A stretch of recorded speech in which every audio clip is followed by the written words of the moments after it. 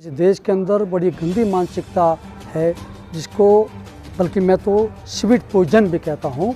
बहुत कलंकित एक विचारधारा जिसका नाम है हिंदू धर्म।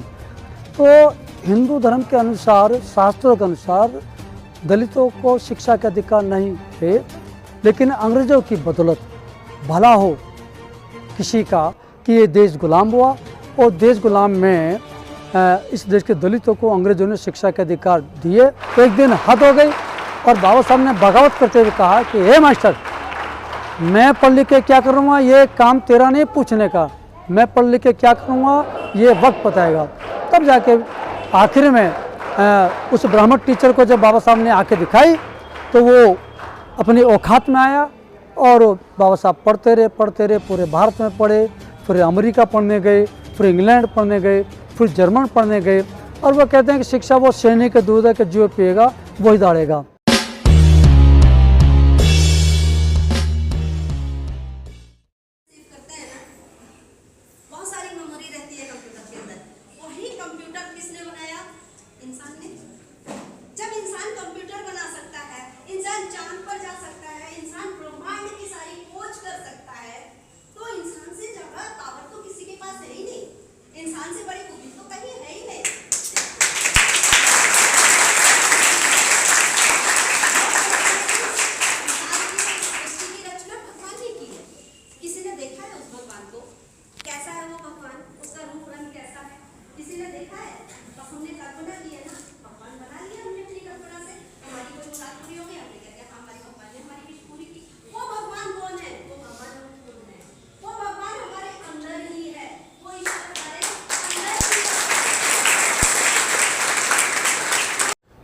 सबको जय भीम, नमो बुद्धाय, जय वाल्मीकि जी।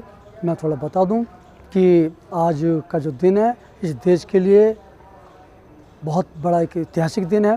7 नवंबर 1900 में भीम बालक अर्थात परम पूज्य बुद्ध सत्य बाबा साहब डॉक्टर अम्बेडकर साहब का स्कूल में एडमिशन हुआ। लेकिन इस देश के अंदर बड़ी गंदी मानसिकता है, जिसको बल्कि मैं तो स्वीट पॉइजन भी कहता हूँ। बहुत कलंकित एक विचारधारा जिसका नाम है हिंदू धर्म। तो हिंदू धर्म के अनुसार, शास्त्रों के अनुसार दलितों को शिक्षा के अधिकार नहीं थे, लेकिन अंग्रेज़ों की बदौलत भला हो किसी का कि ये देश गुलाम हुआ और देश गुलाम में इस देश के दलितों को अंग्रेज़ों ने शिक्षा के अधिकार दिए। और तब जाके भीम बालक का 7 नवंबर 1900 में एडमिशन हुआ। लेकिन अब टीचर जो थे वो ब्राह्मण होते थे और वो दिल दिमाग से टीचर नहीं चीटर थे और वो संस्कारों से फटीचर। ऐसा ब्राह्मण टीचर भीम बालक को बेवजह की बात पे मारता पीटता था ताकि बच्चा कल से स्कूल में ना आए। और टीचर कहता था कि हे दलित, तुम्हारा काम शिक्षा ग्रहण करनी है नहीं है, तुम्हारा काम तो हमारी सेवा करना है। लेकिन भीम बालक पिट करके भी, अपमान सह करके भी वो स्कूल में आते रहे। तो एक दिन हद हो गई और बाबा साहब ने बगावत करते हुए कहा कि हे मास्टर, मैं पढ़ लिख के क्या करूँगा, ये काम तेरा नहीं पूछने का। मैं पढ़ लिख के क्या करूँगा ये वक्त बताएगा। तब जाके आखिर में उस ब्राह्मण टीचर को जब बाबा साहब ने आंखें दिखाई तो वो अपनी औकात में आया और बाबा साहब पढ़ते रहे, पूरे भारत में पढ़े, फिर अमेरिका पढ़ने गए, फिर इंग्लैंड पढ़ने गए, फिर जर्मन पढ़ने गए। और वो कहते हैं कि शिक्षा वो सैनिक के दूध है कि जो पिएगा वही दौड़ेगा। साथ ही बाबा साहब डॉक्टर अम्बेडकर आए और उन्होंने देखा कि पूरे देश के अंदर हम लोगों के लिए, दलित शोषित पीड़ित और नारियों के लिए शिक्षा के अधिकार नहीं थे। रामायण कहती है कि इनको शिक्षा का अधिकार ना हो। मनुस्मृति कहती है शूद्र यदि ज्ञान का कोई शब्द सुन ले तो उनके कान में पिघले शीशा डाल दिया जाए।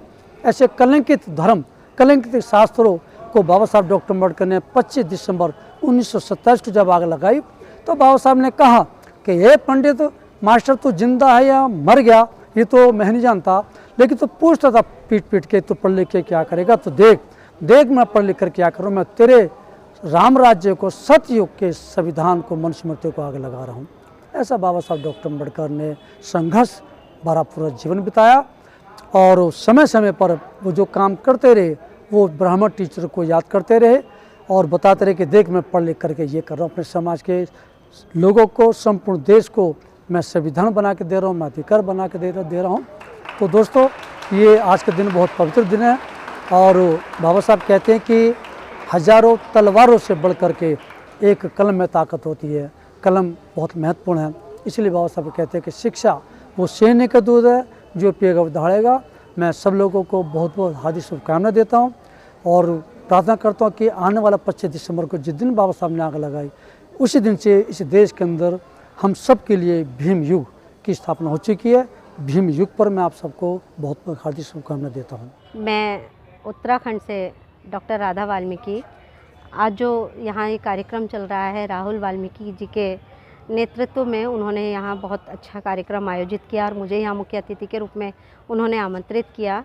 और ये कार्यक्रम वाल्मीकि समाज के बच्चों के लिए आयोजित किया जा रहा है, क्योंकि वाल्मीकि समाज ही एक ऐसा समाज है जो आज भी हाशिए पर खड़ा हुआ है।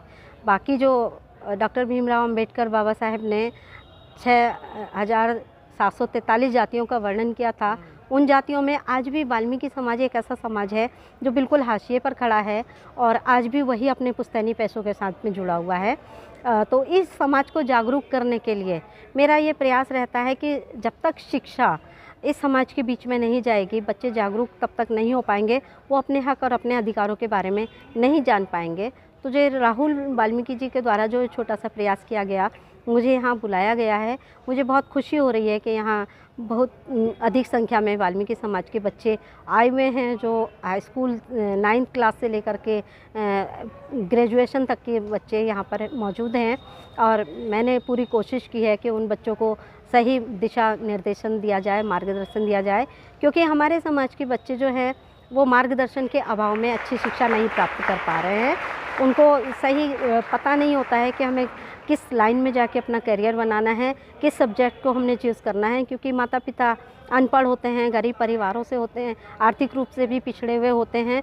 तो समझ में नहीं आता है कि किस तरह से शिक्षा प्राप्त करें, तो मात्र केवल साक्षर होकर ये रह जाते हैं। और बहुत सारे बच्चे मैंने ऐसे भी देखे हैं हमारे समाज में जो ग्रेजुएट हैं और ग्रेजुएट होने के बावजूद भी वो सफाई का काम करते हैं। तो बड़ा दुख होता है देख के कि आज हर व्यक्ति तरक्की की राह पर है और मेरा समाज आज भी उसी हाशिए पर खड़ा हुआ है।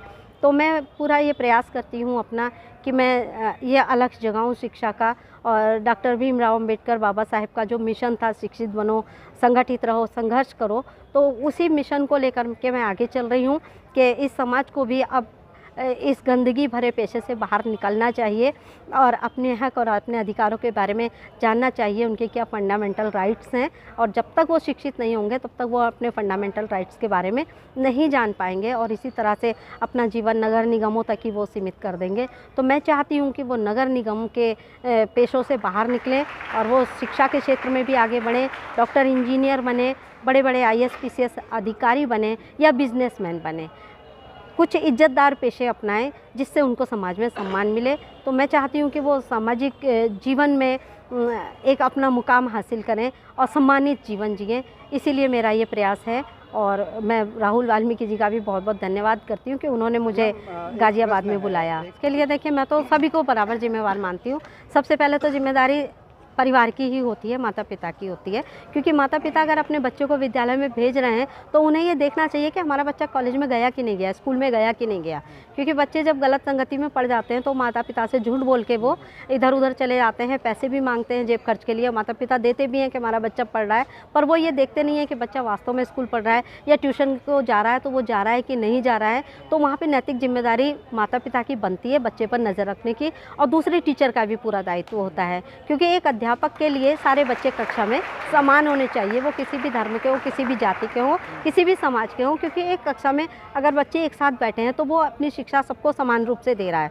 तो शिक्षक की नज़र में भी सब बच्चे समान होने चाहिए और उसका भी ये दायित्व बनता है कि किस परिवेश से कौन सा बच्चा आया है, कैसे वो पढ़ाई कर रहा है, तो उसको ऐसे बच्चों को सपोर्ट करना चाहिए। और उसके बाद तीसरी जिम्मेदारी आती है समाज की।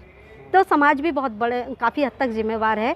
बच्चा जिस गली मोहल्ले में रह रहा है, जिस समाज में रह रहा है, तो उसको ज़रूरत है सहानुभूति की, प्रेम की ज़रूरत है, उसके साथ अगर अच्छे से व्यवहार किया जाएगा, उसके ऊपर सहानुभूतिपूर्वक व्यवहार किया जाएगा, तो वो बच्चा समाज में अपने आप को घुला मिला महसूस करेगा और दूसरों से सीखेगा, आत्मसात करेगा। क्योंकि सीखने की प्रवृत्ति मनुष्य के अंदर है, वो अपने आप पैदा नहीं होता सीख के, उसको सीखना पड़ता है। तो अपने आसपास के वातावरण से, समाज से, परिवेश से ही वो सीखता है। तो ये सीखने की प्रक्रिया में माता पिता का भी, अध्यापकों का भी, समाज का भी बराबर का योगदान होना चाहिए।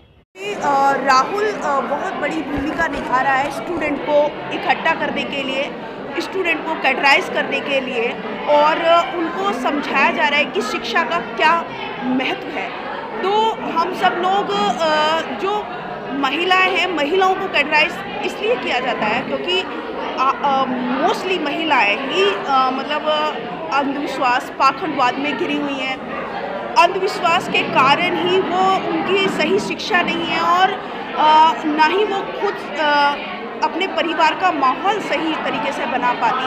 क्योंकि देखा जाता है कि जिस तरीके की महिला होती है, यानी कि जिस तरह की घर में माँ होती है, माँ ही बच्चों की पहली शिक्षिका होती है और उसी से ही उसको संस्कार मिलते हैं। जो पहली टीचर होती है वो माँ होती है और माँ को ये समझना है, क्योंकि माँ अगर सही संस्कारों में है, सही महापुरुषों की उनको ज्ञान है, या उनको कह सकते हैं कि जब तक वो अपने आप को नहीं मतलब इन सारी चीज़ों से, अंधविश्वास से, पाखंडवाद से बाहर निकालेंगी, तब तक वो अच्छा अपने बच्चों को अच्छे संस्कार नहीं दे पाएंगी।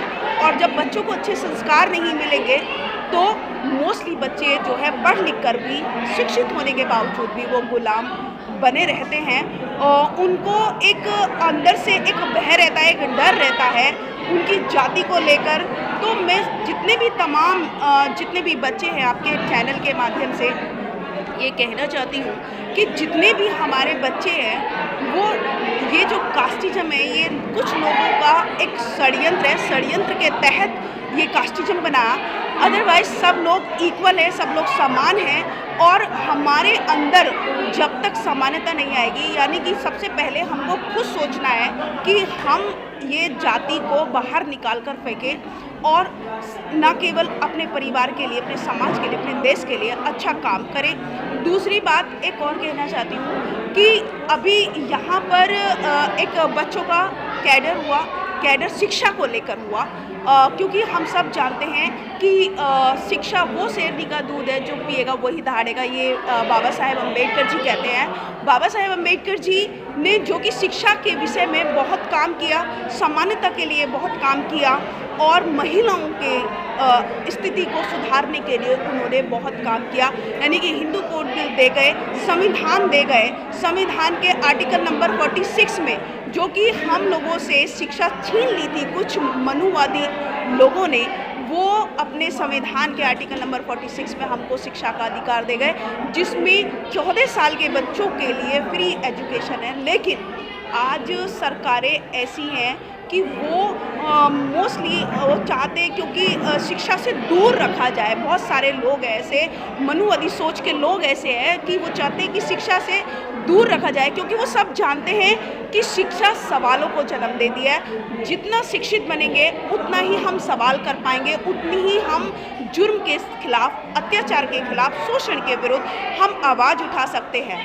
क्योंकि बाबा साहेब के संविधान के जो हमारे फंडामेंटल राइट्स दिए हैं, मतलब आर्टिकल 12 से 32 तक जो हमारे अधिकार है, वो इतने कि उनको कोई सरकार बदल नहीं सकती। उनका पहरी सुप्रीम कोर्ट को बनाया गया। बाबा साहब जानते थे, क्योंकि बहुत सारे लोग हैं जो अभी भी हमारे अधिकारों का हनन कर रहे हैं या हमारे संविधान में अमेंडमेंट कर रहे हैं और हमारी बहुत सारी अधिकारों का हनन कर रहे हैं। लेकिन फिर भी बाबा साहेब ने कुछ ऐसे फंडामेंटल राइट्स दिए जिनको कोई चेंज नहीं कर सकता।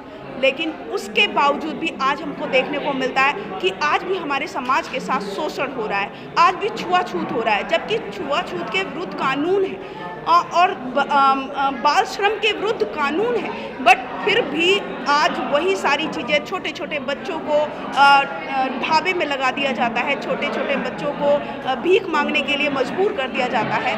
तो इसमें हम सब मैं इसमें दोषी बाहर के लोगों को नहीं मानती, परिवार के लोगों को एक तरीके से दोषी मानती हूँ। खासकर हमारे जो समाज के जो लोग हैं, बहुजन समाज के लोग हैं, मोस्टली दारू में, नशे में, जुए में, इस तरह से उनको उनकी बुरी संगति जो है उनको उस चीज़ में ले जाती है जिसकी वजह से जैसे कहते हैं कि धर्म से संस्कार आते हैं, तो उनके धर्म ऐसा है कि उनमें मतलब मैं कह सकती हूँ कि शराब की धार चढ़ती हैं, लौंग के जोड़े चढ़ाए जाते हैं। इस तरह से यदि हम उन चीज़ों को मानना बंद करेंगे, यदि हम एक विचारधारा पे काम करेंगे, क्योंकि जितने भी महापुरुष आए, तथागत बुद्ध का धम्म कहता है कि मानव मानव एक समान, तो उन्होंने सबने मतलब जितने भी महापुरुष आए उन्होंने एक समाज को नई दिशा दी और उन्हीं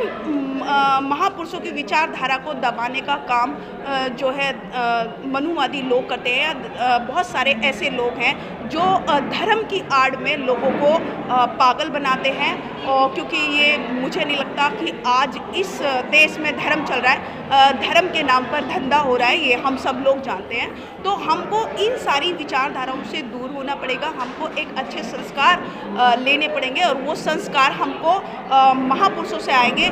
महापुरुष हमारे तथागत बुद्ध है, हमारे बाबा साहेब हैं, कबीर साहब है, मदर टेरेसा है, भगत सिंह है, ऐसे बहुत सारे हमारे महापुरुष हैं जिन्होंने मानवता के लिए काम किया, जिन्होंने इक्वलिटी के लिए काम किया। और आपके चैनल के माध्यम से ये कहती हूँ कि इंसानियत से बड़ा कोई धर्म नहीं और कर्म से बड़ी कोई पूजा नहीं, तो अपने कर्मों को अच्छा रखिए।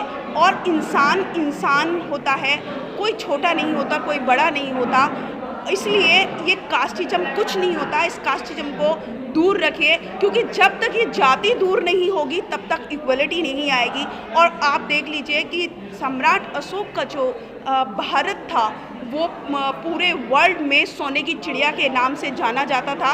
यदि आज भी हम चाहते कि हमारा देश तरक्की करे या सोने की चिड़िया फिर से कहलाए, तो हमको ये भेदभाव, ये जाति प्रथा को दूर रखना होगा। जी ये बहुत अच्छा सवाल आपने किया, क्योंकि देखिए जो लोग आज, ऐसा नहीं है कि हमारे बहुजन समाज में लोग IAS नहीं है या डॉक्टर नहीं है, इंजीनियर नहीं है, लेकिन वो अपनी जिम्मेदारियों से मुंह उन्होंने मोड़ लिया है। वो उनके अंदर अभी भी डर है। डर यानी कि यदि वो अब अपने समाज को आगे लेकर आएंगे या बाबा साहेब को फॉलो करेंगे, तो उनको लगता है कहीं उनको कोई छोटी जाति का ना कह दे। उनके अंदर जो डर है, वो अपनी जिम्मेदारियों, उन्होंने तो आरक्षण लिया या वो आरक्षण की बदौलत वहाँ पहुँच गए, लेकिन समाज के प्रति उनकी क्या जिम्मेदारी है उसको वो भूल गए। मैं आपके चैनल के माध्यम से ही, जो भी मुझे लोग देख रहे हैं, वो मैं ये कहना चाहती हूँ कि जो लोग आज सक्षम हैं, जो लोग आज बाबा साहेब के संविधान के बदौलत आज जिन्होंने नौकरी पाली, अच्छे घर पाली, अच्छा पोजीशन पाली, उनका फ़र्ज है, उनकी ड्यूटी है कि वो अपने समाज को आगे लेकर आए। कहीं ना कहीं उनकी नाकामी की वजह से समाज पीछे जा रहा है, तो उनको ये आगे मतलब उनको ये जिम्मेदारी निभानी होगी। और वो किसी पे एहसान नहीं कर रहे। अगर कोई छोटा मोटा काम कर भी रहा है समाज के लिए, तो अपने दिमाग में से वो इस चीज़ को निकाल दे कि वो किसी पे एहसान कर रहा है। उसकी ड्यूटी है, उसका फ़र्ज है। अगर वो महापुरुषों के संविधान से या महापुरुषों की विचारधारा से वो इस काबिल बन गया कि आज वो अच्छी पोजीशन पे है, तो उसका फ़र्ज बनता है कि वो अपने समाज को आगे लेकर आए। और ये मैं उनसे अपील करती हूँ कि अपने समाज के प्रति अपनी जिम्मेदारियों को समझें और उनको आगे लेकर आएँ। बुरी चीज़ों से दूर रहें, नशे से दूर रहें, और जो बुरी आदतें हैं, चाहे वो जुआ की हो, चाहे वो किसी को नीचा दिखाने की हो, चाहे वो शराब की हो, ये सारी चीज़ें जो है इनसे दूर रहें और समाज के प्रति अपनी जिम्मेदारियों को निभाएं। एक आपके चैनल के माध्यम से बच्चों को भी मैं एक छोटी सी अपील या उनको संदेश देना चाहूँगी कि बच्चों, आप अपनी प्रतिभा को पहचानो। आज जैसे कि स्टूडेंट डे है, आज ही के दिन बाबा साहेब भीमराव अम्बेडकर जी का 19वीं शताब्दी में एडमिशन हुआ था, और तब से ही इसको महाराष्ट्र की सरकार ने और इसको स्टूडेंट डे घोषित किया। और आज स्टूडेंट डे के उपलक्ष्य में ही ये शानदार आयोजन किया गया, जिसमें कई सौ बच्चों ने भाग लिया और आज बच्चे यहाँ से बहुत कुछ सीख कर गए। और बच्चों से बस एक अपील है कि बच्चों, आप अपने टैलेंट को पहचानो, अपनी प्रतिभा को पहचानो, क्योंकि जो तुम में है तुम्हारा भला सिर्फ और सिर्फ तुम कर सकते हो और कोई तुम्हारा भला करने नहीं आएगा। तो अपने टैलेंट को, अपनी प्रतिभा को पहचानिए, खुद को जानिए और शिक्षा, अच्छी शिक्षा ग्रहण कीजिए, ना केवल एकेडमिक बल्कि मॉरल एजुकेशन की लेने की भी आपको ज़रूरत है। तो इसी के साथ मैं शकुन बौद्ध अपनी वाणी को विराम करूंगी और आपके चैनल को बहुत बहुत साधुवाद, आपको बहुत बहुत साधुवाद। सभी को फिर से वंस अगेन नमो बुद्धाय, जय भीम। सब्सक्राइब करें आपके अपने चैनल समता आवाज़ टीवी को, बेल आइकन दबाना ना भूलें सबसे पहले हमारी वीडियो देखने के लिए।